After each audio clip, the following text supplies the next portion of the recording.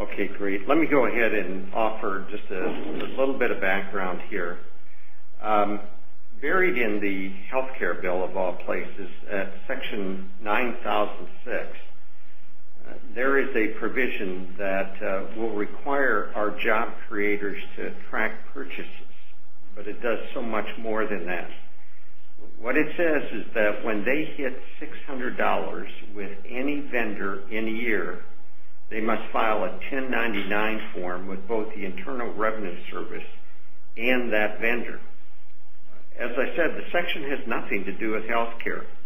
In fact, it was a misguided last-minute insert that, according to one study, could increase the number of 1099s that have to be filed by 2,000%. Mountains of new paperwork will be piled onto desks of more than 40 million businesses and other entities, many of which are struggling to stay afloat and stay out of the red. This new 1099 expansion does hammer job creators. It just simply does. It creates additional paperwork burdens, not only for job creators in the private sector, but it also applies to charities, nonprofits, government entities. It's that broad. My amendment is an outright appeal of this mandate, and it turns the focus toward trying to do something to help small businesses grow and create jobs. One small business owner in Nebraska estimated that this new mandate will cost him about $23,000 a year just to process paperwork. And that $23,000, we all know, would go a long way towards creating jobs and growing businesses. And that story can be repeated tens and tens and tens of thousands of times all over the country. To make matters worse, the new mandate creates a very perverse incentive for companies to consolidate suppliers, cutting small businesses, mom-and-pop operations, Main Street, if you will, out of the picture, and driving businesses to a few giant retailers.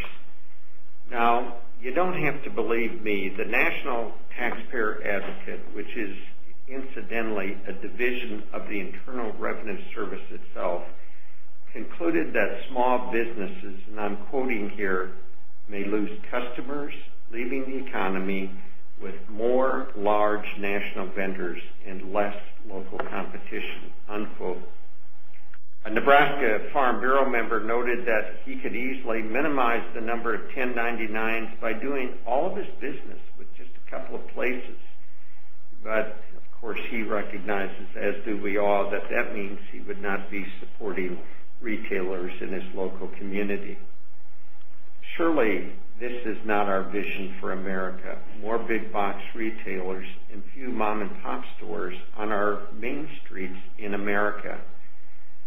That's why there is such widespread agreement that this provision must be repealed.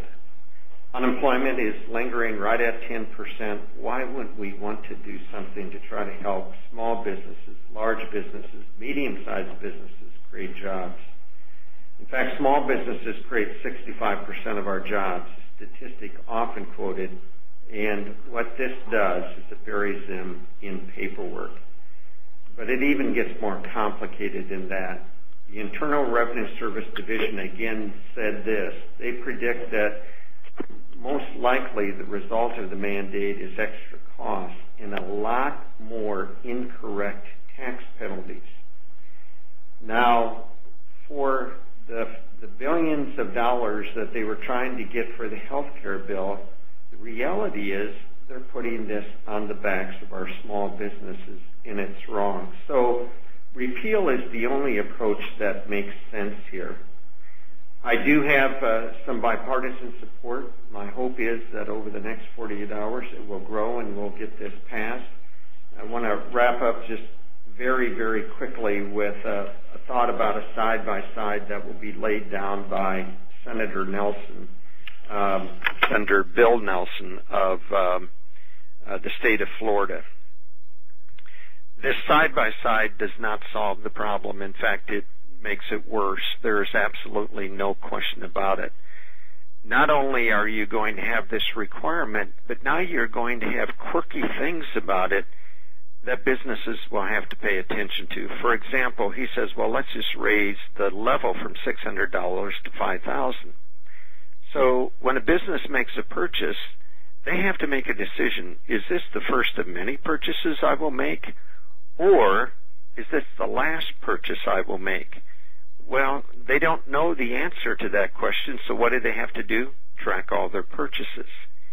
The other thing is, and I can't imagine that you would ever want to head in this direction, the Nelson Amendment says, well, if you get 26 employees or more, you'll be required to comply. So you're at 24 employees, and you look at this mountain of paperwork you'll be facing, and you say to yourself, why would I ever do that?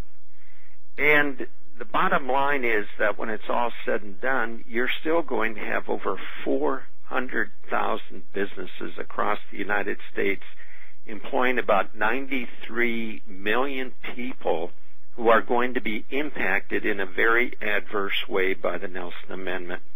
I'll wrap up and just say this. It is no wonder that the business community, representing large businesses to small businesses, have absolutely panicked over this provision and are desperate for my amendment to get passed. I know of not a single business association that is backing the Nelson Amendment, and in fact they're opposing it because it doesn't solve the problem. It makes it worse. It just makes compliance that much more complicated.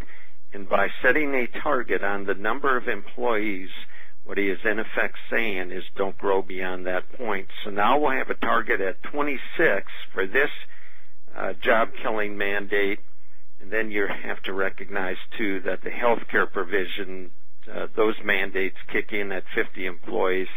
How do our small businesses ever handle this for their employees? With that, I appreciate the opportunity to offer my thoughts, and I'll turn it back to our MC.